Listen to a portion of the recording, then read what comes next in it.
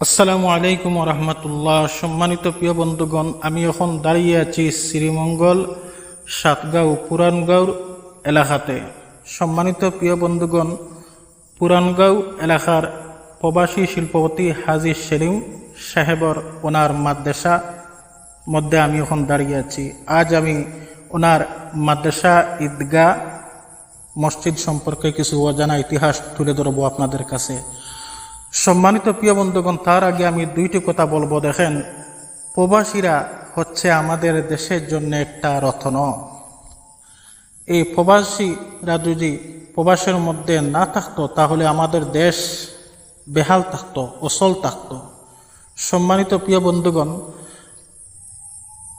দেখেন, এই শিল্পপতি হাজী সেলিম সাহেবর, প্রবাসী সেলিম সাহেবর অনুদানে কি সুন্দর এই মাদ্রাসাটা চলতে আছে। আলহামদুলিল্লাহ, এখানে শত শত ছাত্ররা আছে, আল্লাহর কোরআন পড়িতে আছে।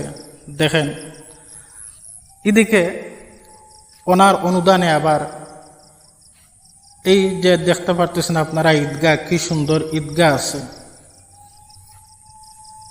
কি সুন্দর ঈদগাহ ওনার মাদ্রাসার পাশেই আছে। আবার এর পাশে ওনার অনুদানে মসজিদও আছে। আলহামদুলিল্লাহ, আমি এই জন্য আপনাদের সামনে কথাগুলা তুলে ধরলাম, কারণ প্রবাসীরা শুধু প্রবাসের মধ্যে কষ্ট করে টাকা ইনকাম করে নিজের জন্য নয়, কিছুটা নিজের জন্য করে, কিছুটা দ্বীন ইসলামের জন্য করে, কিছুটা দেশের জন্য করে। এই জন্য আমি কথাগুলো তুলে ধরলাম।